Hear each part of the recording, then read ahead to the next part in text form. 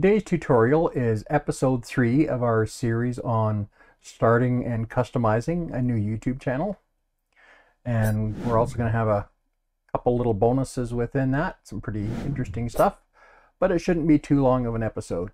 So let's get started.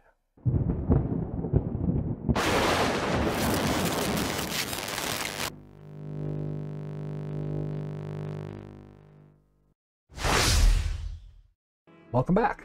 This is Fuzzee Tutorials, and I am Fuzzee D. So a quick word before we get rolling here. I just wanted to offer a bit of an apology for the delay in coming out with this episode. I've been dealing with some health issues, plus the holidays have also created some delays in trying to get appointments with doctors and that kind of thing. Here in Canada, things are backed up a little bit with the doctors and the current situation, but I was able to get in to see my doctor, and we've got some things we're going to be doing over the next little while that hopefully should improve things. So thank you for bearing with me. I also wanted to talk quickly about some changes I'm going to be making to how I'm structuring my tutorials. You know, the last several months I've been doing all of my tutorials in ultra-wide. I will continue to do ultra-wide tutorials for my DaVinci Resolve episodes, but when I'm doing other things, I'm going to go back to 1080p, including this one. So actually it's 1440p, but it'll be 16:9, and so in future only the DaVinci Resolve stuff is going to be ultra-wide, and everything else will be 16:9. So now we got that out of the way, let's get rolling here. So we're back onto my demo channel, and so now we're going to go to customize channel.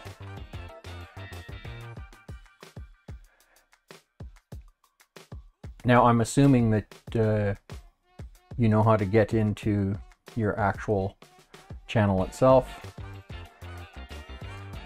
If you're still kind of unfamiliar with that, you would just click on your little icon over here and click on your channel, and that would get us to where we just came from. And then we're going to go over here to basic info. We're going to talk for a minute about what these different sections are for and what should go in them. So the first thing we've got here is our description box. I mean, you can put in there anything that you want. Typically, a good rule of thumb is to write it from the perspective of what your users are going to get out of what they're going to see here. Just as an example, let me quickly show you what I've got on my main channel for my description. Okay, so if I go into the About page, I don't actually need to go to Customize. So you can see here, and to be honest, I've actually just changed this fairly recently. I wasn't very good in the old way I had written it to focus more on what the user can expect. It was more of a, you know, me type of a slant to how I wrote it. So here you can see where I've got, here you will find a focus on in-depth tutorials for DaVinci Resolve, graphics, YouTube customization. You will also find coverage for many other tech-related subjects, blah blah blah. And then I talk about, you know, viewer requests for specific subjects are welcome, and then my little bit of a tag on, and then I put a little information of where they can find some of my other stuff, so like my website and my merch store, stuff like that. And then if you look down here, we've got some links, and if they want to view my email address, they can do that by clicking there, and that's what you're using for business inquiries. And now this subscribe link has got a neat little trick in there. If they click on it, it'll automatically bring up a subscribe dialog, and if they okay it, then they're automatically subscribed to your channel. And that actually displays up here. So basically the first 5 things you put on your links will show up here, but only the first one will show any of the text that you have written with it. And then the rest will just show the icon that's associated with it automatically, which is usually a favicon, especially if it's like a website or whatever. So if we go back to our demo site here, so being that I've shown you the other stuff, we're not going to bother putting in a bunch of stuff here. I'll just type some stuff in and bring it back when I'm done. So we typed a few little things in there, put in a link, and once again, just to be aware, stay in the habit of putting in the full link, including the HTTPS stuff. You don't get clickable links in the actual about description, but if you forget to put that in anywhere else, they won't be a proper clickable link, especially in the description for your videos and stuff. So it's always a good idea just to stay in the habit of putting the whole thing in. And here, if you speak more than one language and you want that to be part of your channel, this is where you would add it. I don't speak any other languages, so I'm not going to mess with that.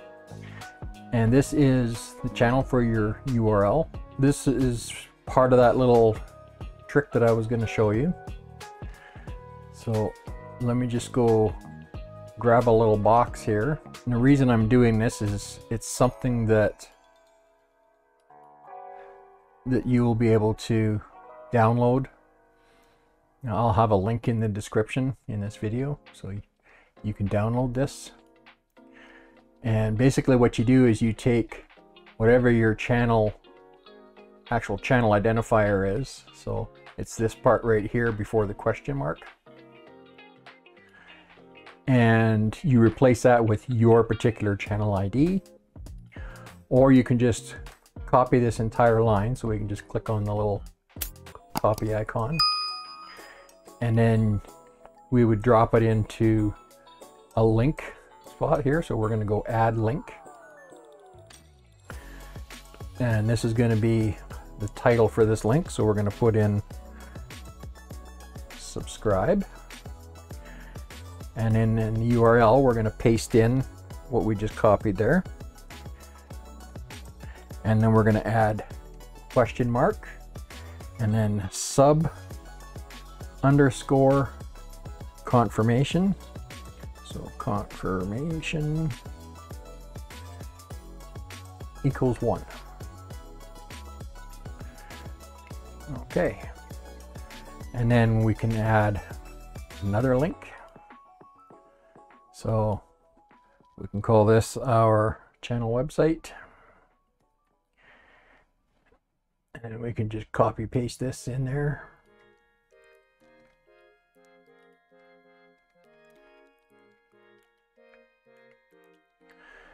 And then if you've got any other links you want to put in there, you can put them in.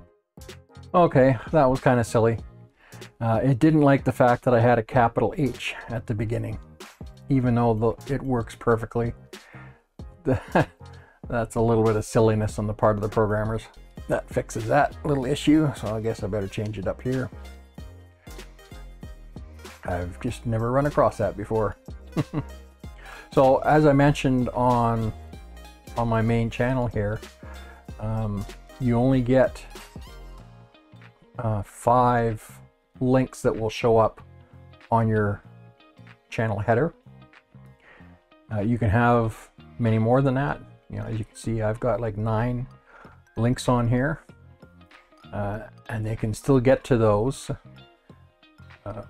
if they're actually on your About tab. Like if we go down the list here, you can see the links are here and can be clicked on. It's just only the first 5 show up here. Now I like that they've made this little change where you can drag these around, change their position. Didn't used to be that way, so I like that they've fixed that.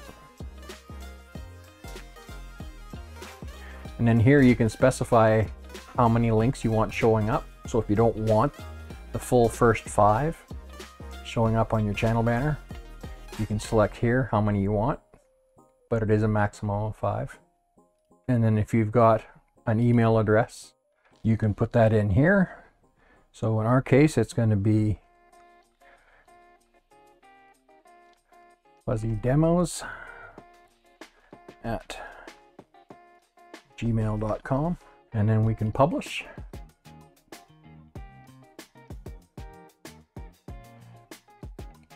And now we can view channel, and now you can see we've got our subscribe link there that we made, as well as the link to the website. So if we click on this, then it's going to immediately come up and go confirm channel subscription, and we can subscribe. And of course I can't subscribe to myself. So one other thing I wanted to talk about real quick. Now this isn't something you're going to see right now, and that's this section right here where it says custom URL. This little bit right here. That won't show up on your channel until you reach 100 subscribers. But hopefully for you, that won't take too long. And I just wanted to cover what this is for and how you use it. So basically, what this does for you is it lets you create your own custom URL. So instead of having to use this big long jumble of letters and numbers and stuff, you can actually create something that's easy to remember. And once you hit 100 subscribers, and it doesn't happen instantly, it takes a few days after you've crossed the threshold. And I think for me it was, 3 or 4 days, something like that. Not a big deal.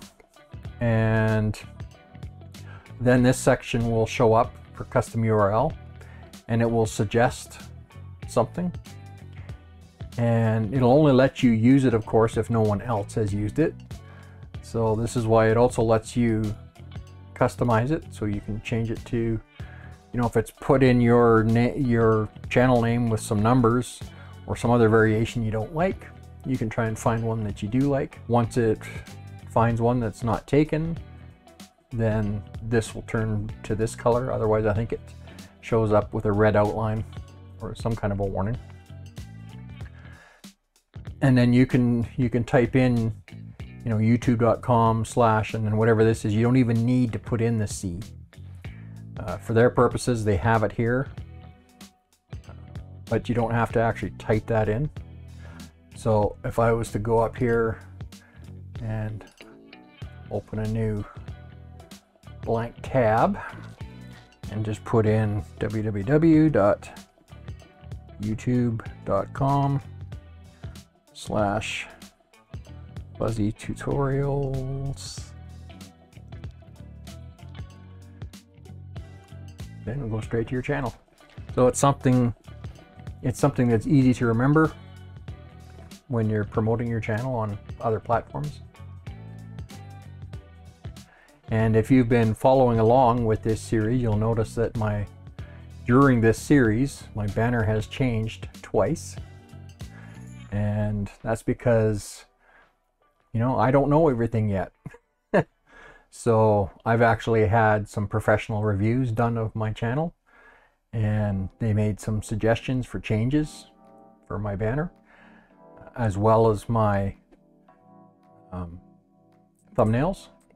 So if you've been checking out my channel over time, you'll notice that things have changed a bit.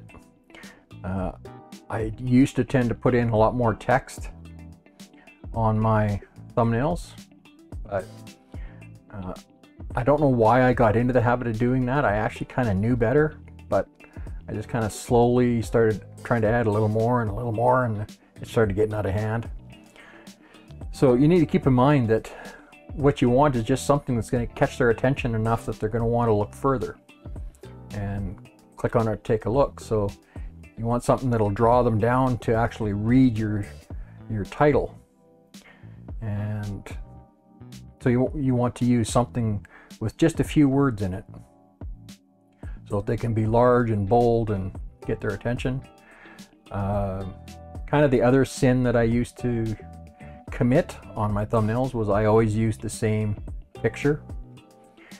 And I mean, you do want to use a picture of yourself if you can, because it helps to connect you with your audience, especially if you do a lot of talking head videos where you're actually in the video, where your face is there.